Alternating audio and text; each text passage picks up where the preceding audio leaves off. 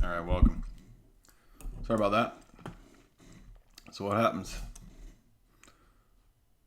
I can't believe no one made the boomer tech joke. Oh wait, you all did. Never heard that one before. Man, this lighting sucks, dude. I look like a tweaked out tweaker with splotchy AIDS on my face. I got that tweaker AIDS, baby. Got a fresh case of AIDS on my face. How y'all doing? What's up? By the way, I forgot there was a super duper chat last time from Andrew M. And he sends it right at the end. Everybody sends a super chat right at the end when I'm quitting. And then it doesn't go on the day's discussion. But thank you, Andrew M. And I think, shit, I don't know what to do with this other stream of the same live stream going. I look like I'm going to a cheap casino. Bro, I'm live streaming from a cheap casino. I live in the galley, the hull of a floating cheap casino. I live down there with Captain D. And you know what they call me? Long John Silver. Because I give discounts to all the senior citizens when they want their fried foods. Get your mind out of the gutter, you filthy people. Anyway, so Snek has the new link, the new Zoom link. So he'll be back. He'll be here in just a sec. And let's make sure we're on the right thing. Yes, we are. Welcome, everybody. Now, remember, things are getting a little heated up right now because of the world of politics. So please remember to follow your boy right here. Your boy who streams from his lawn chair, BOOMER style, on his live streams. You think I'm going to get a gamer chair? I'm going to sit in a damn boomer lawn chair till the end of time. And get no gamer chair. Gross, dude. But you hear what I'm saying? Do you feel the vibes I'm sending you? Things are good and heated. Had a couple videos removed today. Innocuous shit. Innocuous from years ago. So the stupid AI will flag a word from 3 years ago. So, we could be gone at any moment. That's what I'm trying to tell you. So follow your boy. And your boy needs your support because, what I'm saying? Who knows, right? Who knows? Who knows what can happen? So, worst case scenario, if your boy's gone, and I'm talking about this boy right here, I will be over on D Live. I guess that's where you go, right?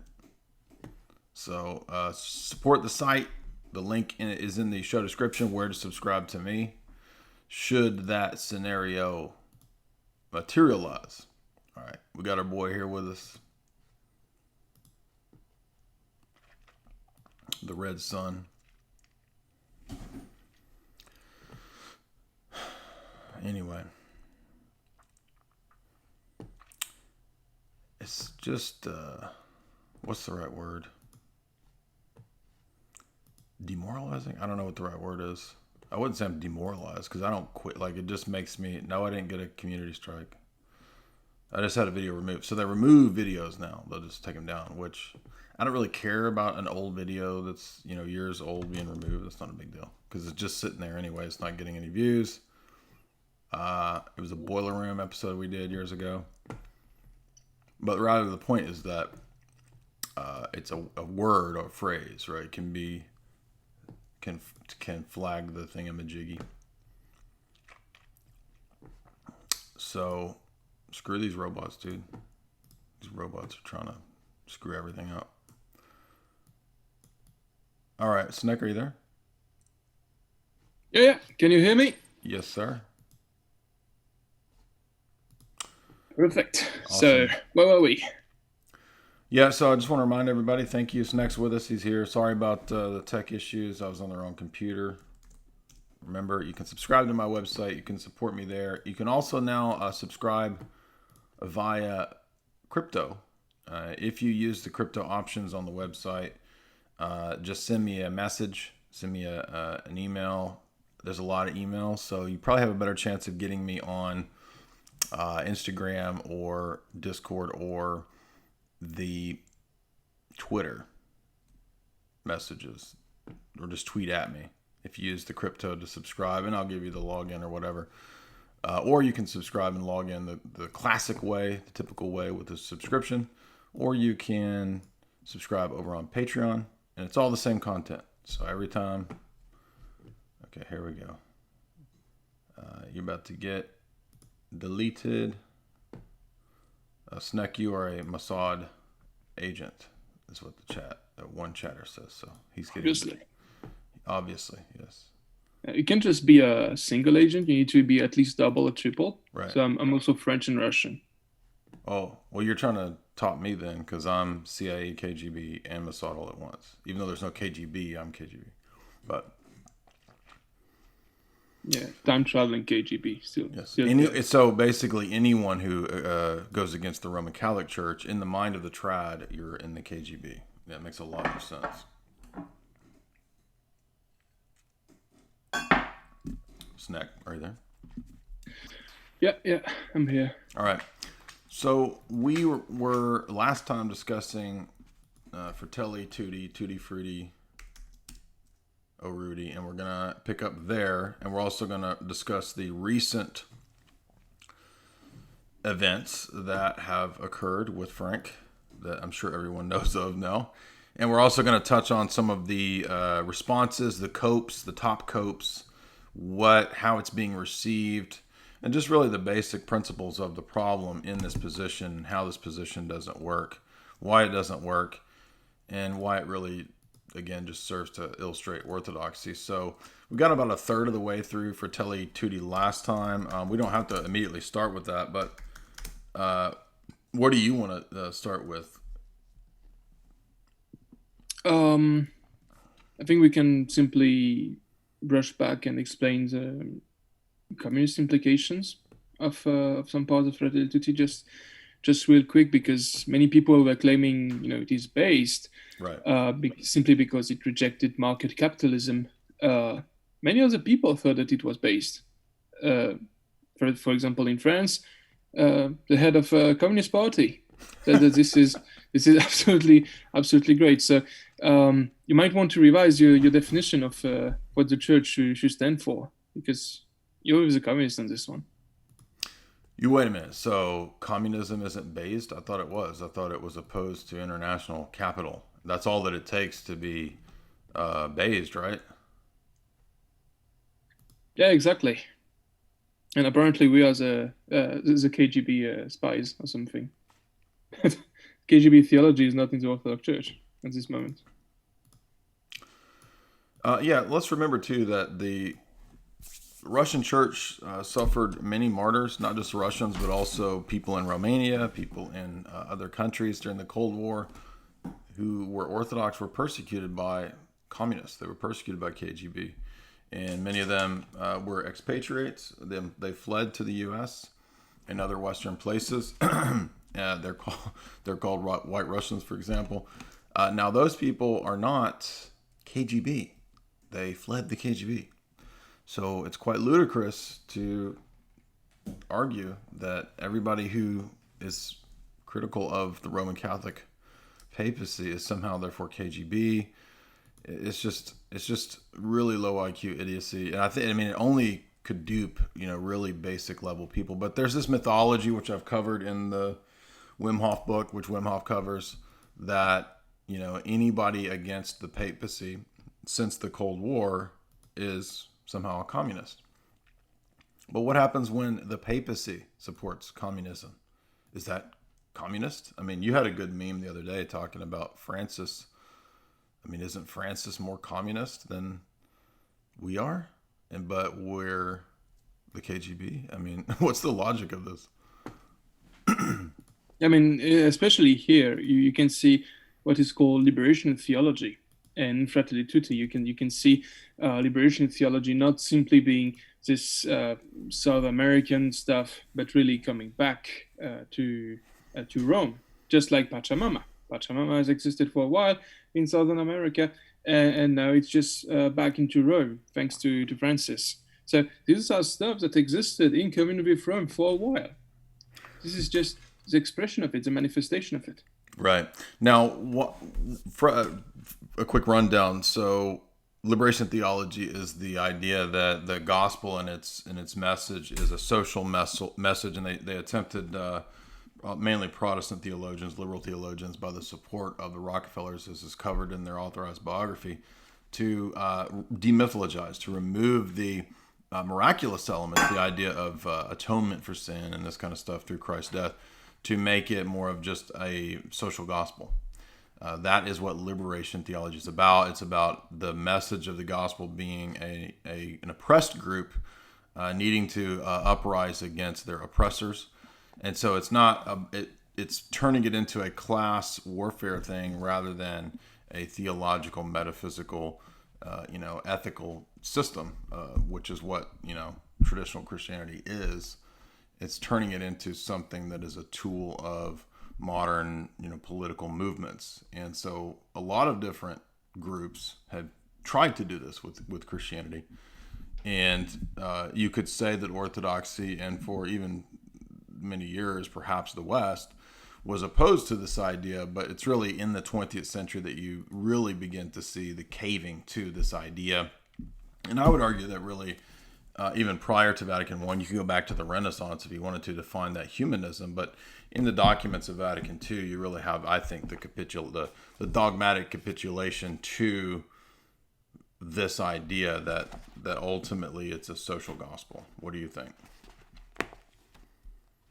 I mean, that's exactly what was criticized since the beginning. When Saint Gregory Palamas was starting to see these ideas that would actually lead to the Renaissance, he said that you're on the way to atheism because of your theological choices. This is going to lead to humanism. This is going to lead to the removal of the action of God in the world. And his prediction was pretty impressive, because that's exactly what happened. And again, we can go back to Saint Gregory, the theologian, Saint Gregory of Nazianzus, who said that the theological choices we made are influencing our politics directly. Why?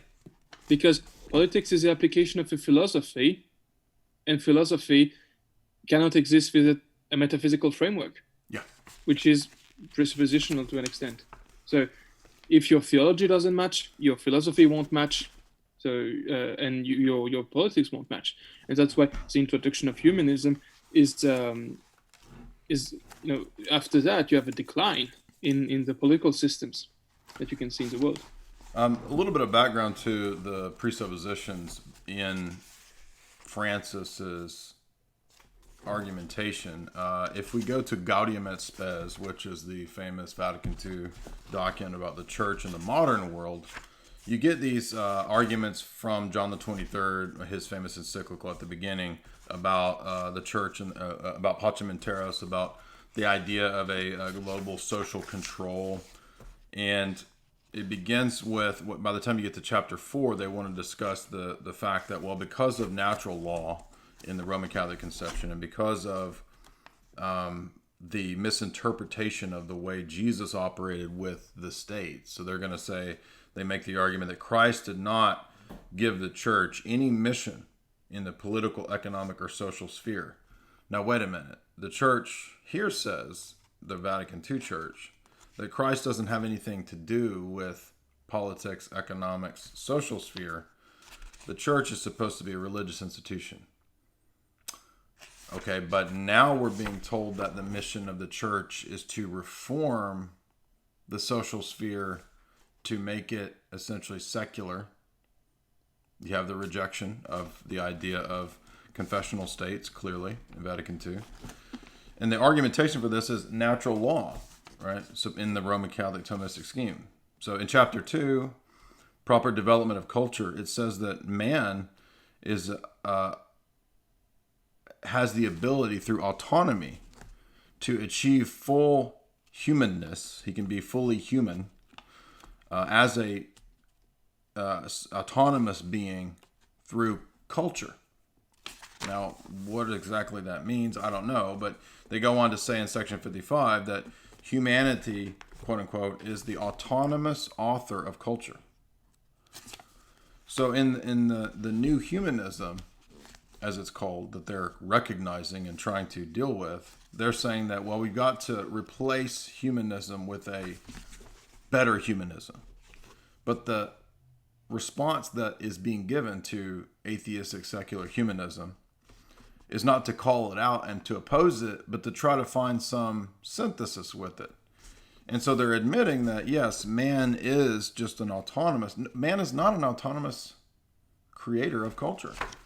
Culture is just as much under theocracy, as anything else in society. And they even go on to say, kind of predating what John Paul and Francis have said about the death penalty, they hint at it's time to totally outlaw war, right? And they say that an international body could perhaps be erected for a one world government that could then enforce this banning of war. Now you can see the logic of Francis saying, basically, let's not have, notions of self-defense. He says that this document goes on to say that the church herself needs a change of heart about the global cultural relationship between church and society. In fact, a universal global government or socialistic state, perhaps, right? This is sections of Gaudium et Spes. This is sections 80, 81, 82, 83, 84, that the path to one world government will be achieved. This is what it's saying, through total global disarmament. It then goes on to say that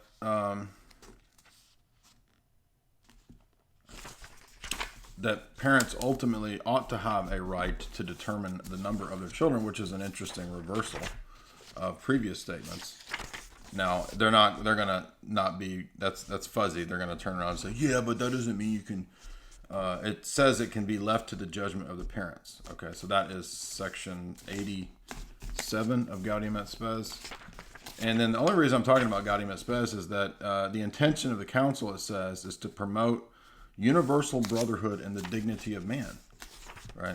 So that's the essence of Gaudium et Spes, this ridiculous doctrine. It's based on the type of argumentation that you find in John Courtney Murray. He was instrumental in getting this document accepted at Vatican II. It's based on his Jesuit arguments for natural law providing the means by which the church can have nothing to do with the social order. That's where it leads, right? And that's where we are. So Francis, I'm trying to stress here, is not telling you some, whoa, dude, this is crazy. It's revolutionary. He's just repeating the principles laid down in Gaudium et Spes. Anyway, I've been rambling for a long time. Go ahead, Snek. No, exactly. And before, so we've seen it with the death penalty. So it's just taking baby half steps, just preparing magisterial corpus, a magisterial basis for later going the full way. So before you had texts that were a bit half baked, saying, "Oh, death penalty maybe it's not the best thing." Preparing, and then you've got what we have today, which is changing the catechism. And today you have people saying, "Oh, don't worry, Pope Francis will not outlaw war because he said something a bit lukewarm about having a right to self-defense before, and the catechism still says this, but catechism has been changed before." And, well, the Gaudium et Spes actually says we need to work towards the outlawing of war, totally, through an international United Nations type body. Exactly. And people would just do the usual thing, this is not ex cathedra, which is a classic cope, even though when you ask well, actually, this is, I would argue that Vatican II is. You do have to accept Vatican II. Even if it's not ex cathedra, it's still ordinary universal magisterium. It's binding on the entire Vatican II church and apparatus for 60 plus years. Yeah, exactly. And even then, they cannot really tell you what's ex cathedra. They can just, sit on a bench, look at the sunset, and telling you what they feel is ex cathedra. But Right. that's not really the point here. The point here is you cannot have Urban II calling for a crusade, saying this is our moral duty. And the church for hundreds of years, for example, Saint Basil, Saint Augustine explaining the concept of just war, which isn't a holy war. It's a bit different. But Right. You cannot have this moral teaching being said at one time and then having the entirely contrary moral teaching being taught to the church. This is a change in morals. This is a breach on indefectibility. Yeah, and I would like to add too that it's not just a socio-cultural political move on the part of the Vatican to do this kind of stuff. Again, let me phrase it this way. Remember that the Vatican II documents and John Courtney Murray are telling you that the church, in their new conception, should not have any influence or thing to say to the secular state. Okay, so if we went with that, and we should have the, desacralization of the civil sphere, of the social sphere. If we should have then purely secular states, then why are they turning around and saying, oh, but we do need to set up international bodies to police the world, and the Pope can tell you what you should do in your nation states morally. You see the contradiction here? It went from the church has nothing to say to the state to now you're going to have to submit to a global government. What? You see what I'm saying? Yeah, exactly. And even before that, you had the previous position that was saying that the church has two swords, and one of them is to be wielded by the state for the church. So that's even a reversal. Before that, there was even another position, actually. Just a couple other interesting contradictions too. When it talks about the document on missionary activity, which we often forget this document because it's not one of the most cited of the Vatican II documents, but it talks about the church really kind of being insufficient. It says that the church has many times fallen into errors. It needs to correct itself. It needs to become sufficient again because it's become insufficient, which, by the way, wouldn't that contradict Unum Sanctum? Wouldn't that contradict Eugenius IV at Session 4 of Florence? Wouldn't this contradict the previous dogmatic statements that the Roman See, Vatican I, has the fullness of the grace to be in communion with the Roman See is what is the only way to achieve salvation. The church cannot err, but yet at the same time, according to the missionary activity document, the church may linger in a state of semi-fulfillment and insufficiency. There's some about missionary work on the part of the Roman Catholic Church. So what I'm wondering here is, and you might say, well, you're not giving it a charitable reading because they're just talking about in local situations, missionaries aren't doing that well. That's not what Vatican II presents for the doctrine of the church. The Vatican II documents as a whole present the idea that the church has been divided through schism, and so the purpose of ecumenism is to bring the lost brethren back into the fold. But remember, the body of the mystical body of Christ, which is a visible institution, can't fail and can't split. So you can't have two conceptions of the church at the same time that are contradictory. On the one hand, a visible institution that has never failed, that has never defected, it's indefectible, based on the Roman See and Vatican I. And at the same time, turn around and say, there is a aspect to which this visible church has been insufficient, has failed in a grand scope, such that the Orthodox constitute one lung of the church that are somehow still in the church but divided from the church on the basis of not accepting the papacy.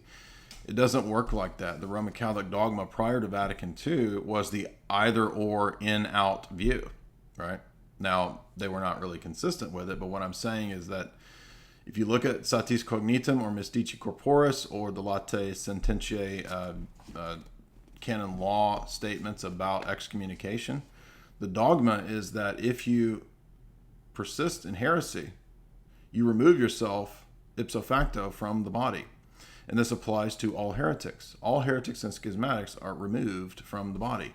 So there's no such thing as the concentric circles of communion with Rome and with the Catholic Church. That's what I'm trying to say here, is that, and then what Vatican II does is present the idea that not just the Roman Catholic Church and the Orthodox, and then outside of that circle is the Protestants, and outside of that circle is the heterodox Unitarians or something like this, and then outside of that circle is the Muslims, and then outside that circle is all the world religions, Hinduism, right? That's literally the view that it's presenting, and you can see that in the missionary document because it goes on to talk about the secret presence of God present in all the world religions in paragraph 10. Now, you could talk about the logos spermaticos doctrine, but that's not what they're talking about. They're talking about all of the world religions. They call them the great world religions, right?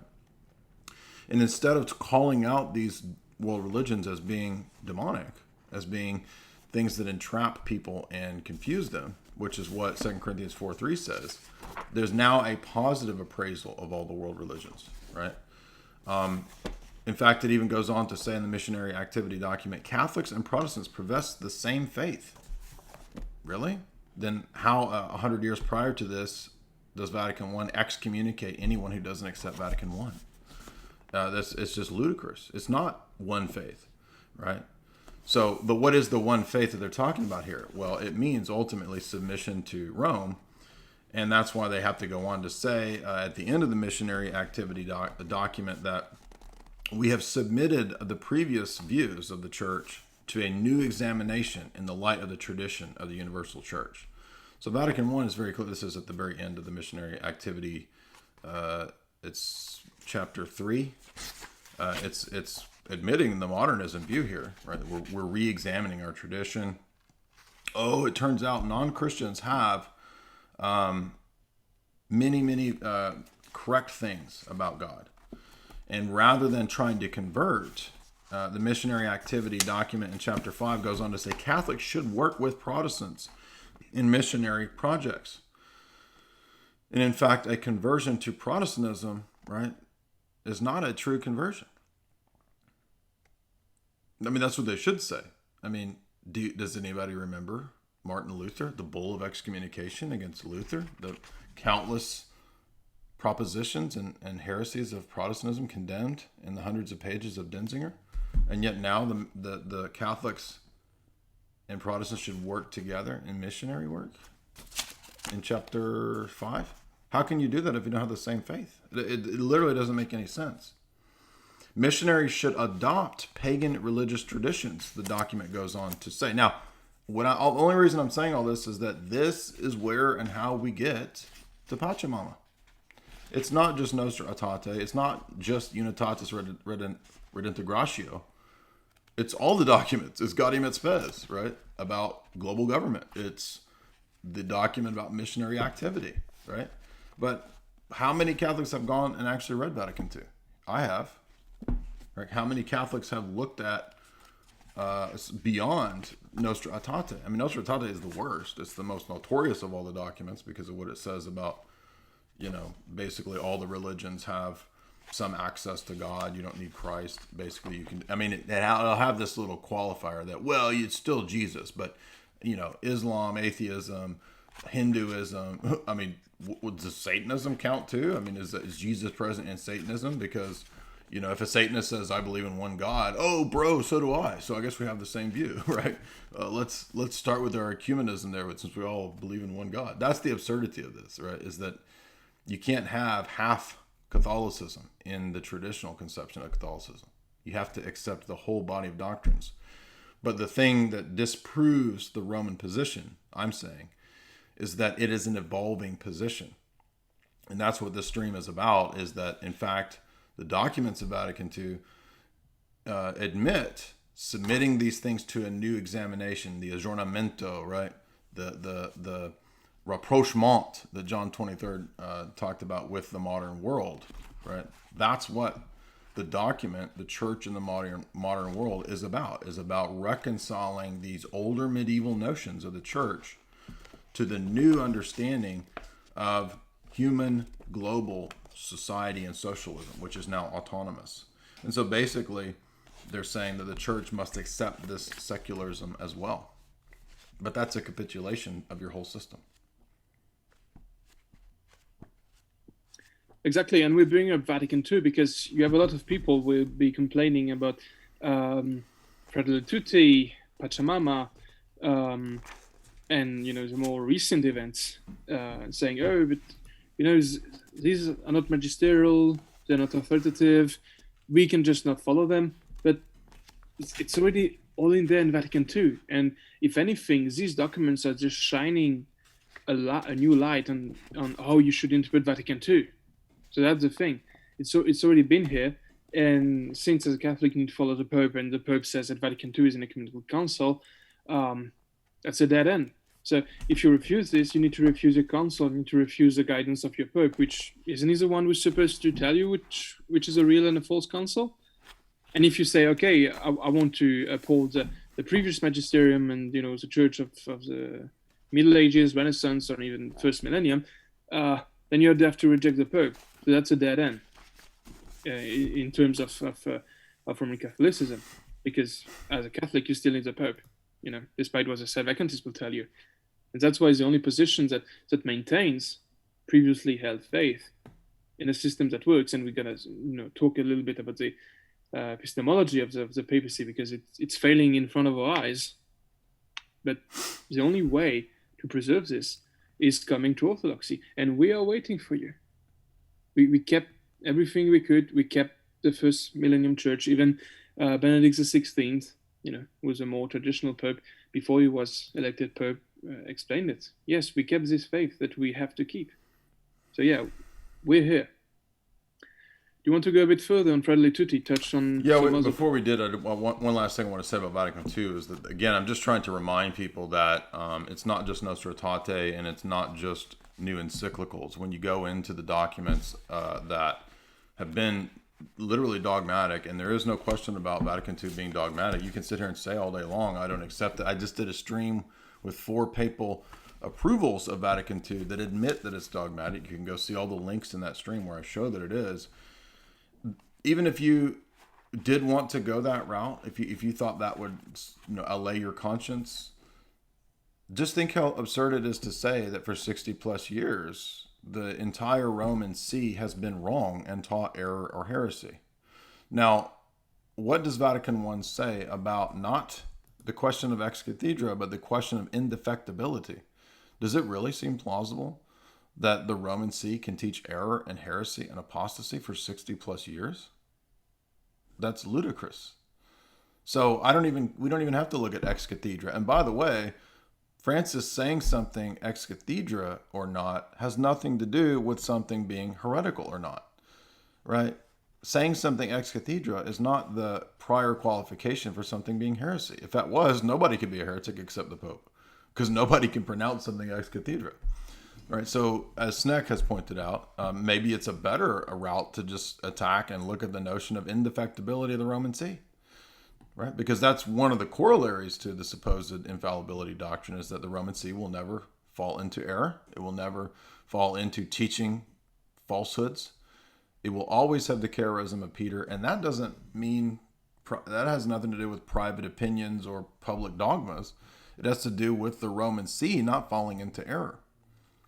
Now, they're going to say, well, but he has fallen into error in XYZ cases, in his personal opinions, and when he's a private theologian. They have all these qualifications they're going to list, right? I know that.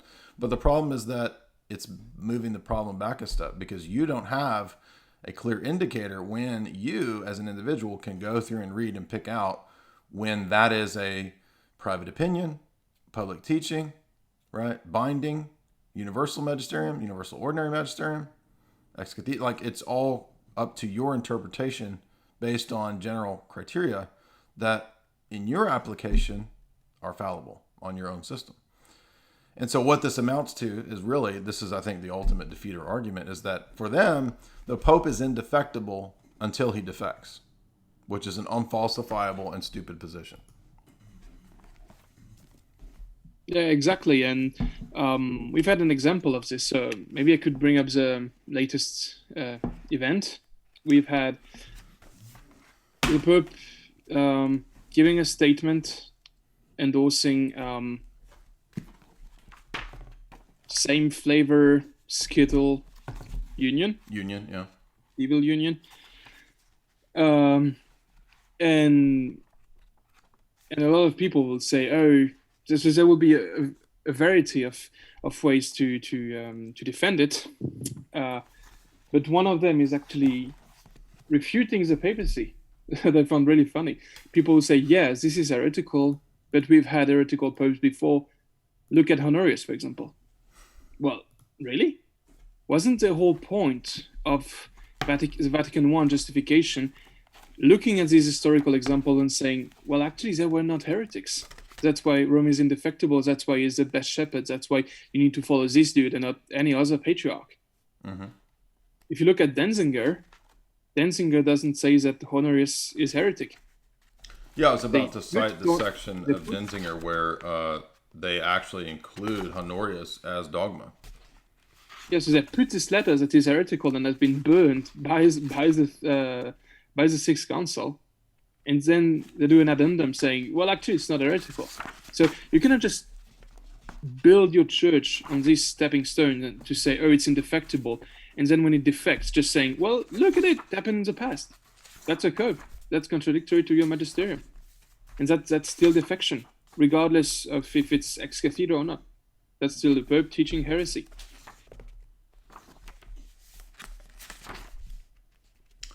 Is it 682? Seraphim, you're in the chat here. I'm looking through my Denzinger.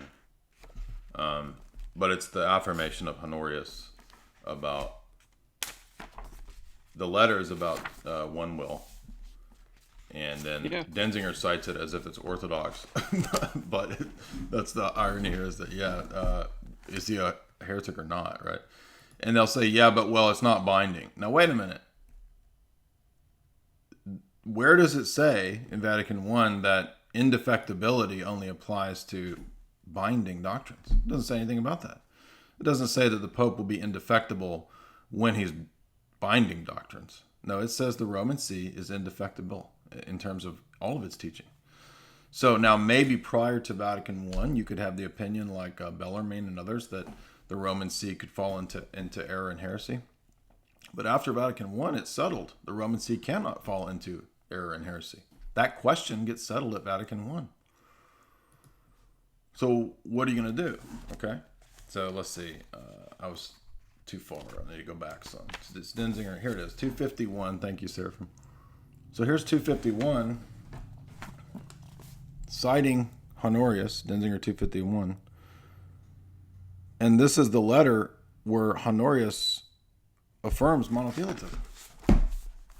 And he's condemned in the council, and by the way, in the Seventh Council, it reaffirms the condemnation of Honorius. So it's not doubtable. It's not dubious. No, like this letter was burnt. Like you can look at the act. And they're citing it in Denzinger as if it's teaching the opposite. It's dishonest, right? So, guys, come on. What are you up to here? But one thing I wanted to say too about your point about the Skittles flavors and the change of opinion on this. Now, they'll try to get around this by saying, well, this is not about sacraments. It doesn't matter. It's a question of what the position that you had, what your position said on moral law. Now, remember, in the Roman Catholic view, moral law is a reflection of, natural moral law is a reflection of the eternal law, which is a reflection of God himself, right? So it can't change. You can't change moral law. You can't change natural law. And the principle for the civil sphere is no different than the basic principle. It's not like because it's the civil sphere, it's under natural law, but the church is not under natural law. That's ridiculous. The church is in the Roman Catholic view, the church is under natural law and supernatural law, right? You could say the civil, if you want to be inconsistent and have this John Courtney Murray view, they still say that the civil sphere is under natural law. So how can there be a change in what's prudent or advisable or moral, right, for the civil sphere? It can't change any more than anything else relating to natural law. But notice, if the principle of natural justice can evolve, which apparently according to Francis it has, because the death penalty was traditionally classed under natural justice. If that can evolve, then by extension, so can this. What do you think? Yeah, you're especially right. And okay, so this is even worse because this is a specific case of natural law, and we've seen before that Vatican II says that even pagans and Muslims and everything can come to the truth through natural law because they recognize it de facto. And that's what's actually really funny, because it's not a controversial theological position. Like for example, there was a pope who denied the beatific vision. But John the 22nd, I was going to mention that, which was Dogma, by the way. Yeah, exactly. So that's another pope, Honorius in this one, where we quoted quite a bit. But according to Vatican II, even pagans and Muslims and philosophers before Christianity could understand that same-flavor civil union is bad and shouldn't be accepted. Yet the Vatican teaches the opposite.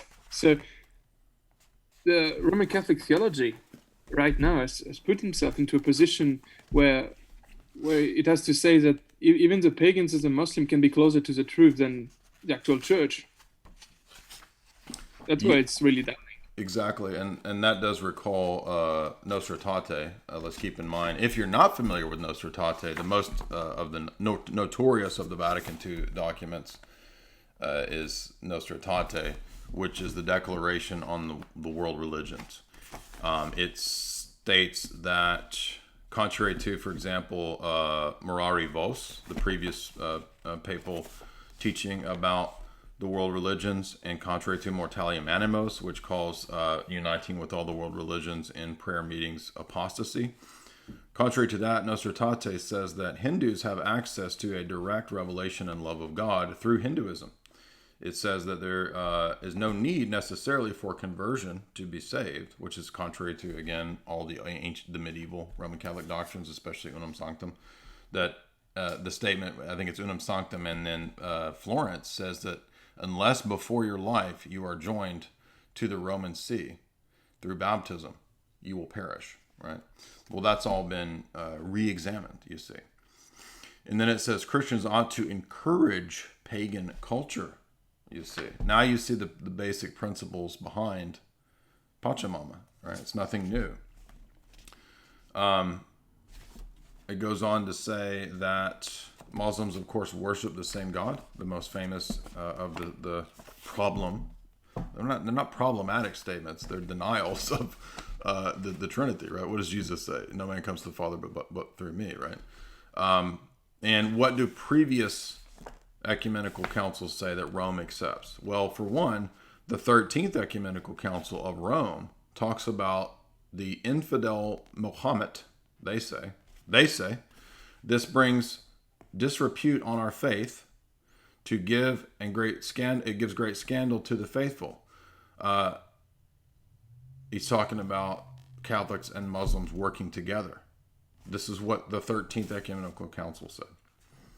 It says, we enjoin all Catholic princes that they are forbidden to, that they are to publicly and expressly forbid the invocation of, I'm trying to read my old notes here,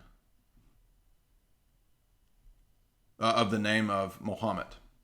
So in the 13th Ecumenical Council, the Pope said that it's a infidel religion, and all Catholic princes are bound to forbid public invocation and worship for Muslims.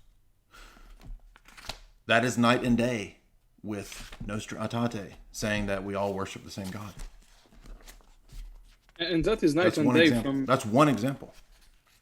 That is a night and day from Fratelli Tutti, because a very controversial part of Fratelli Tutti is point 129, and he talks about, I cannot say the word here, but he talks about,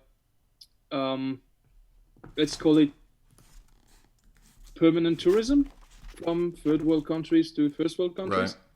Right.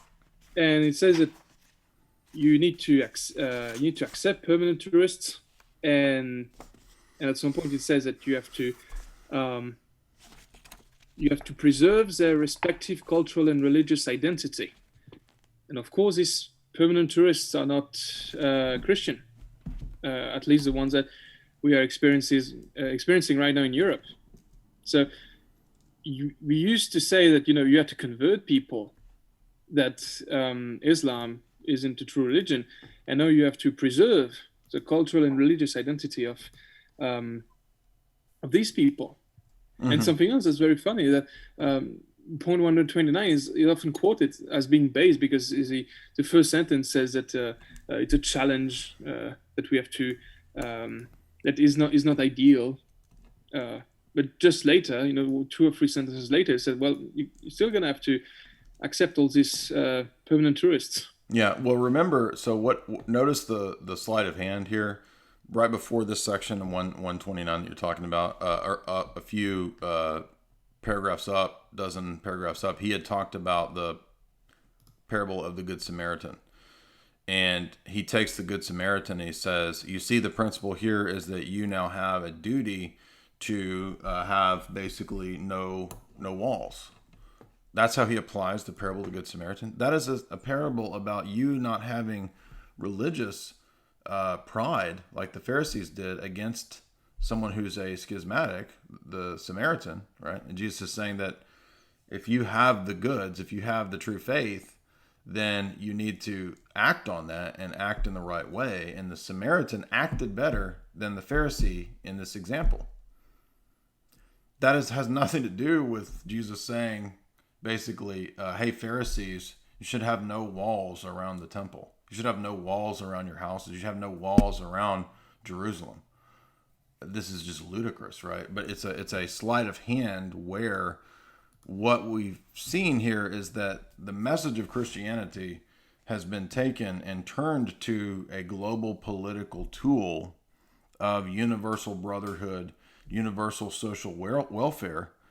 And that has nothing to do with what the religion is principally about. Does it have things to say to the social sphere? Yes. But by the way, Vatican II says Jesus didn't have anything to say to the social sphere. And now Francis is doing the exact opposite. And he's flipping around the parable of the Good Samaritan and saying, now you have to submit to basically world technocratic communism, socialism, because of the Good Samaritan. This is ludicrous. And how can't people see this? Now, by the way, a lot of Catholics are. I just had a long DM exchange the other day with a famous actor, by the way, who was a nice guy. We ended up having a good conversation. You've seen him in some pretty big recent movies. And we were going back and forth for about an hour in DMs on this topic. And I was just trying to explain to him that, I'm not mad at Catholics. It's not that I have this anger at individual Catholics. It's nothing about that. I'm mad at what is happening in that system to people. That's what I'm trying to say. Yeah, exactly. Going back on walls, we can even, give other proof text. Celestial Jerusalem is described as having walls. Walls often express, the faith that cannot be taken. The citadel of the faith, the rock. Doesn't Francis mock the And citadel mindset, the fortress mindset? yeah, while living in a citadel himself. Yeah, he lives in a giant palace with giant walls, and like, we all saw the last stream when he had 30 Secret Service guys around him. Yeah, exactly. And something else, like recently he's been also doing like, taking verses out of context. And for example, recently he's been commenting on part of the gospel about, the apostle purchasing 2 swords for immediate self-defense. But of course, they were not to use it to, to not make the prophecy happen. But still, Christ commands the apostles to buy 2 swords. And the enough after the 2 swords are purchased is interpreted as nobody should have swords ever. So that's completely taking it out of context again, in order to promote the Fratelli Tutti mindset, obviously. So he moves on. What do you want to look at next in this encyclical? He moves on to talk about basically. So in other words, what people are coping with is that because there's a critique of, say, usury, international banking, and remember, by the way, the Vatican Bank, hello, critiquing something doesn't mean that the position that you're advancing is correct. This is common in philosophy. I like David Hume's critiques. Does that mean I accept David Hume's atheistic skepticism? No. So likewise, Francis critiquing aspects of international capital, which I agree with, does not mean that, then therefore the rest of the positions that Francis is advancing are therefore correct. But this is a basic dialectic that people fall into, where they think, it's based because he's critiquing. You could take any paragraph or sentence out of this and make it into something based, I guess, if you wanted to. But it's not based when you look at the context of the whole thing, promoting social gospel and basically world socialism. I don't know what else to say. That's essentially what we have here, is that he calls localism. He says that you're a narcissist. Narcissism? If you want to have a local culture, a local government, that's not narcissism. What's more narcissist than a guy who thinks he is God on earth, basically? That's narcissism, really. Yeah, and again, look at history. God created the nations. We're not here to destroy the nations. And we can have a universal church. Has he not read Babel? Hello, remember the story of Babel? Yeah, exactly. That's the exact same problem. And God created the cultures, and you can look at some church fathers who will tell you that it is our duty to preserve the cultures, actually creating language. So the cultures can be preserved. For example, how did we evangelize the Slavs? By making an alphabet for them. We did not teach all the Slavs, no, you have to be Greeks. No, you have to be this. No, you have to be that. You have to be a melting pot. That's a good point. We have to protect them. And for example, if you look at many of the tribes of Russia up to Alaska, what did the clergy do? They protected the language and the culture. They installed the churches, but they even protected them against Russian colonists in Alaska. His own church has 16 different liturgies in different languages.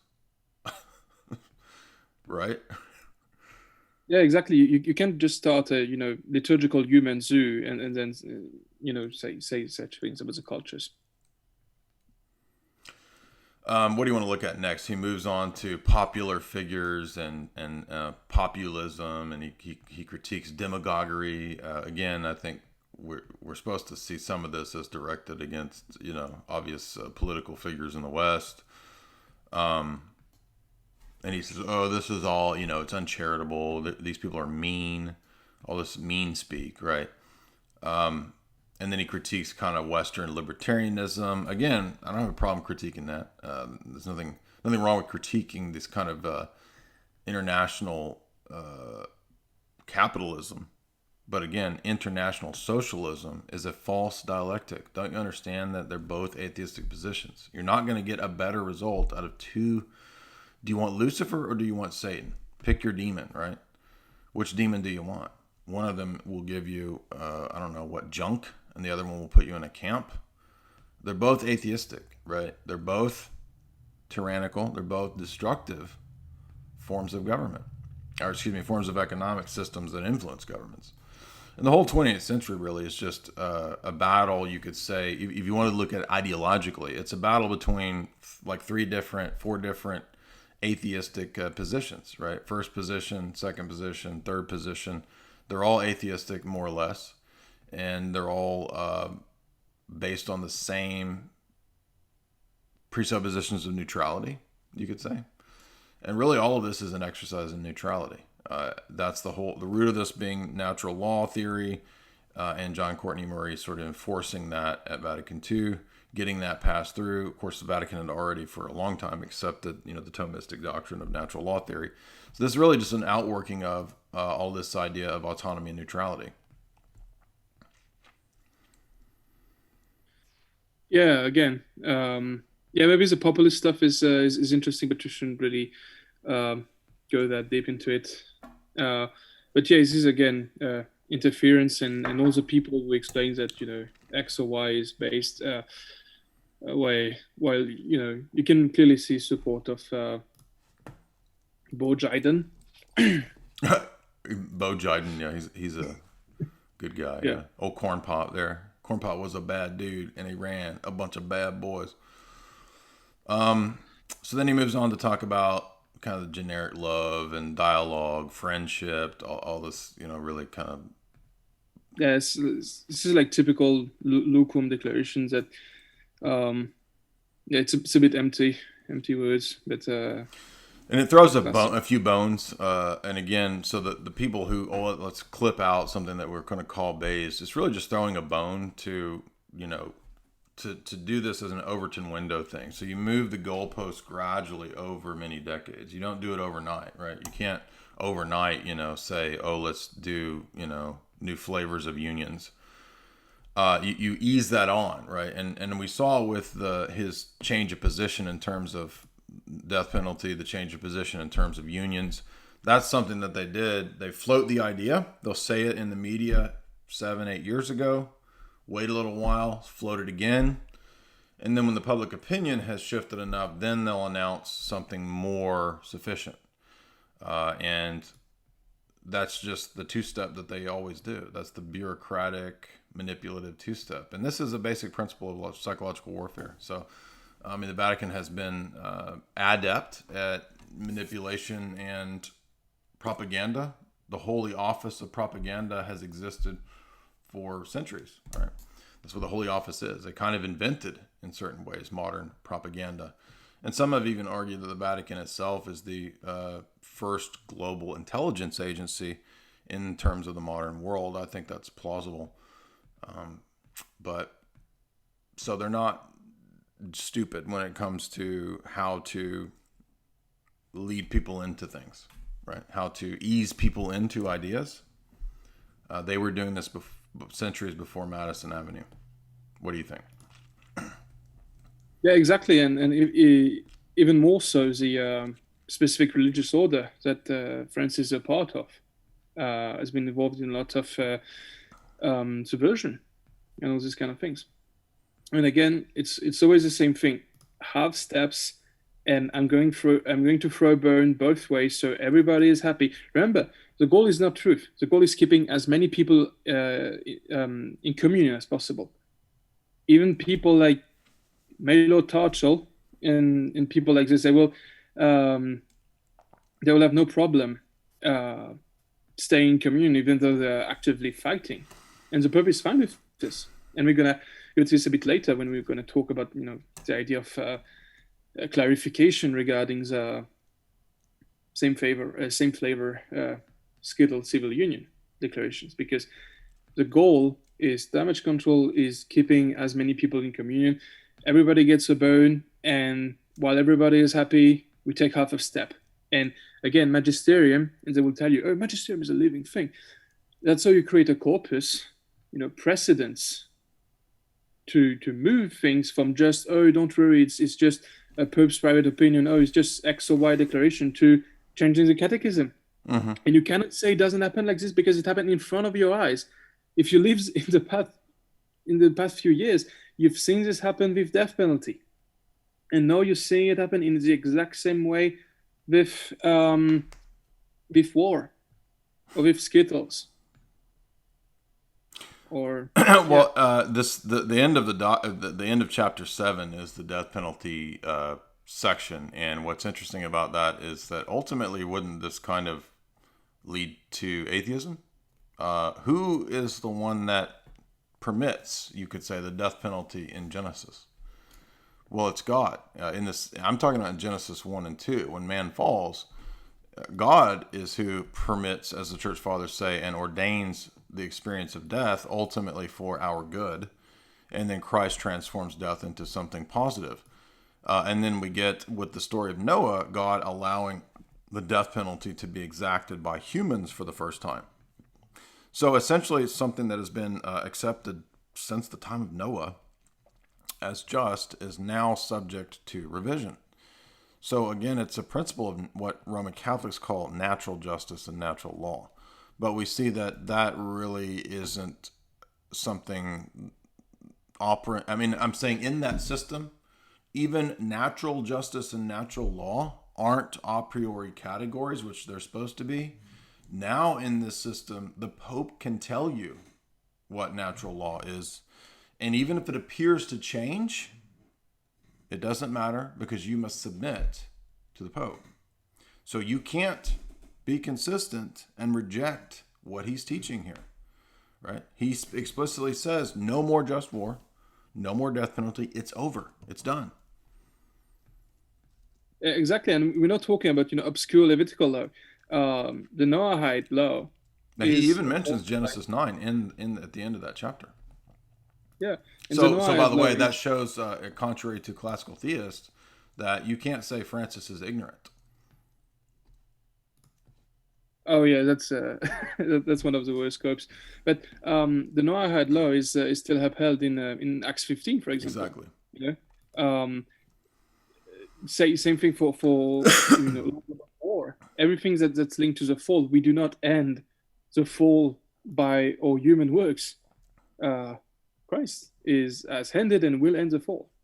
That's what we believe in. So we are not trying to build on Tower of Babel to solve this thing. Unity is not achieved by man's hands. It's achieved by God, and it's the same thing for war. What is one of the many names of God? Sabaoth, the Lord of hosts. Well, Francis says that if you enact or believe in the death penalty, then you are a vindictive and cruel being.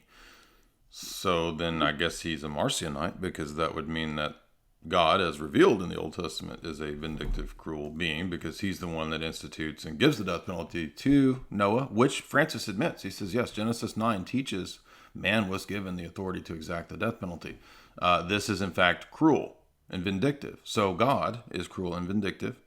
That's the presupposition here, the underlying assumption that we would have to say. I mean, doesn't God command the Israelites to do what they do, right, when it comes to Canaanites and Promised Land?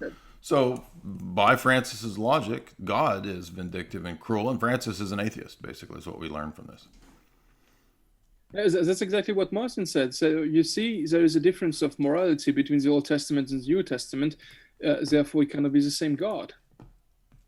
Isn't the New Testament constantly quoting the Old Testament? So here you have the full capitulation of Rome to Marcionism, exactly. And we've seen this for a long time, because Marcion's arguments about the Old Testament are the same as the arguments that higher critics made. Now, some of the arguments are going to differ, but the assumption is that there's a different deity presented in the law of Moses, and the deity that Jesus appeals to and calls his Father and presents. Now, that's the higher critical assumption. All the higher critics have that assumption from Wellhausen up. Even you could trace it back to Luther, who says that what Moses gave, he says, I want to punch Moses' teeth out for all the law he gave. And he says, my gospel is from Jesus, and it's a gospel of grace. So Luther's representing the basic Marcionite presupposition the Wellhausen and the higher critics were open about their desire to get rid of the Old Testament law and God. They thought it was a vengeful, capricious, unjust deity. And so they wanted to reform all that, get rid of all that, squeeze it into a new type of Jesus as a hippie type guy. Jesus taught love, man, this kind of stuff, right? So Marcion is the archetypal hippie god, apologist, and Francis is capitulating here to Marcionism. I mean, it's a simple argument. If the death penalty and war are always, in all cases, and even self-defense, vengeful, prideful, evil, then God is. How could you? And by the way, so are all the Roman Catholic saints that they adhered to, that affirmed all these principles of just war, all the crusaders, all the popes that called for crusades.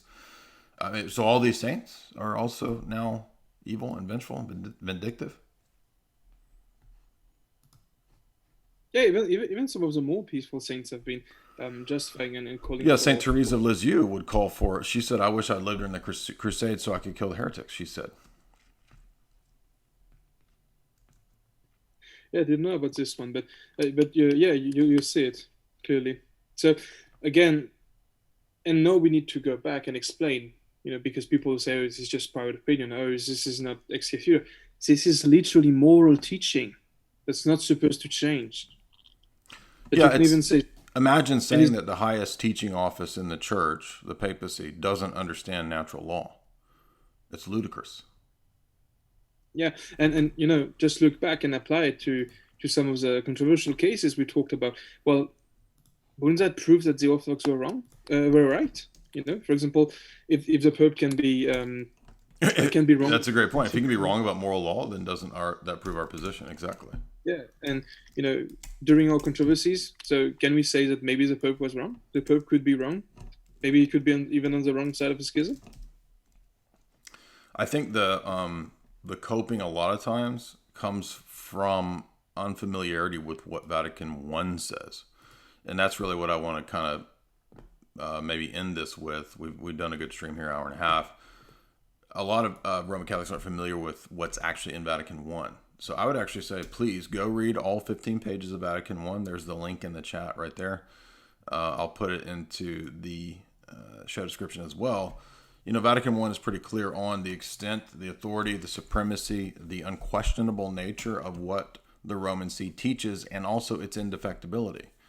I don't see how after Vatican I you could conceivably argue that the Pope could err on natural law. I mean, this is ludicrous. Much less in terms of if you can't err in theology, a fortiori, he can't err in natural law. So take a look at Vatican I. And anyway, that's pretty much all I have to say. I don't know, did we not get any super chats? We got a couple subscribers. If you want to ask me or Snek any questions, if anybody's got any issues I did get some new subscribers today, so thank you for that. So support the work if you would. And again, to our Roman Catholic friends, we want to remind you that we are not your enemies. We don't hate you. We would like you to join us in the Orthodox Church, because we think that, contrary to what we see Lofton and Ibarra and these people saying, is they'll say, oh, but Bartholomew said a bad thing over here, and you got Elpidophorus saying something weird over here, and you got some corrupt bishops too. Absolutely. We don't deny that. I've been tweeting about that this week extensively as well. But we don't hang everything on one guy, you see. So your church is a kind of a house of cards system built on one guy. If it falls with Frank, the whole thing falls. That's Vatican I. Go read it, right? That's a point where people are saying, well, why do people just look at the Pope when they look at Roman Catholicism? But because that's what you've been telling us to do for decades, for hundreds of years. We are at the point where people will have to ask for clarification, and guess what? There will not be clarification, because the Pope is not here to divide. He wants as many people to come. So after the controversial statement, there was no clarification.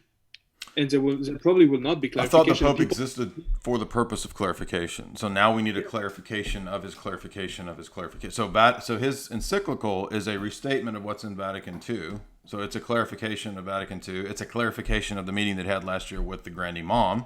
He ends this encyclical talking about the Grand Imam.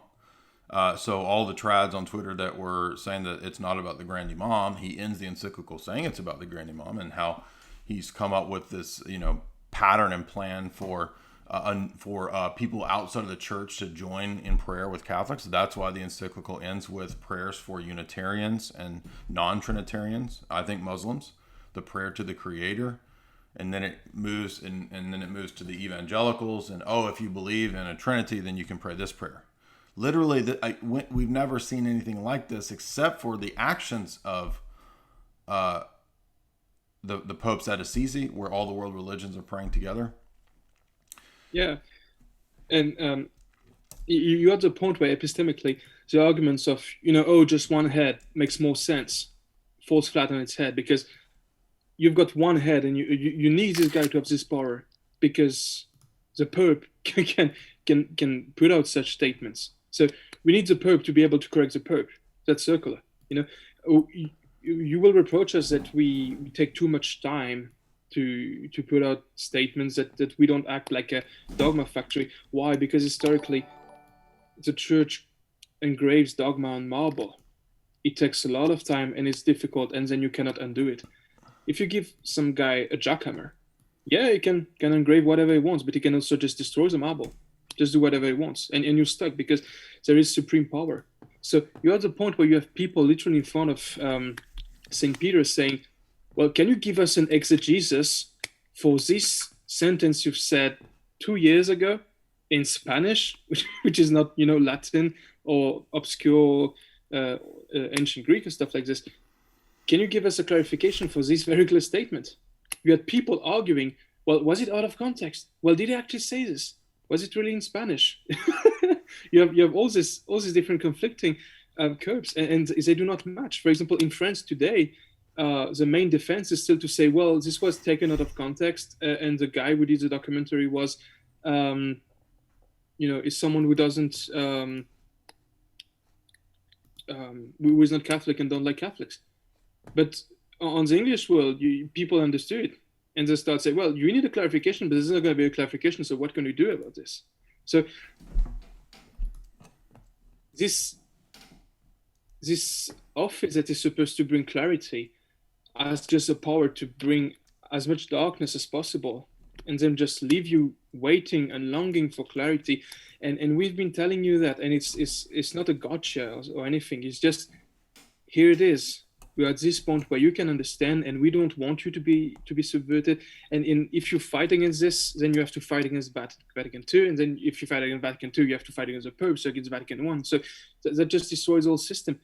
We're waiting for you to come back. We're not hating on you. We're just trying to show you what the problem is. Because right now, there is 6 or 7 strands of code going around that contradict one another, that contradict the magisterium, or church history or dogma or whatever to an extent, and that's not healthy. Right. And I would add too that thankfully, thank you, Francis, for sending us about 500 new inquirers this last week. So since this recent debacle, Frank has done the great service of Orthodox apologetics that none of us could actually accomplish by sending another 500 people to our Discord server, catechumens and inquirers. And I will give the link to those that are interested. So remember, you have to abide by the rules if you're going to come to the Discord, and you get all fed posty, then you're gone. So just keep that in mind. And I do want to share this though, because the things being removed, this is happening to a lot of people. So who knows? I might be gone tomorrow. But if I'm gone, remember everybody, I'll be over on DLive. There is the Discord if you want to join us there. We have a super chat from General Neo. He says, for $20, is it true that demons gave us fire, metal, and music? Only the band Halloween. They did give us the band Halloween. But they did not give us Yngve Malmsteen. Yngve came from the angels. The angels delivered Yngve directly to us.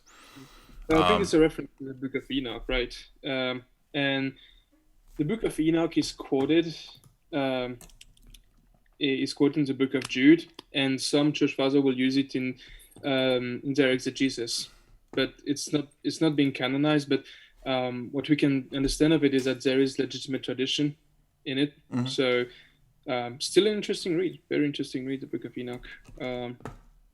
But I don't think I would be able to pass a.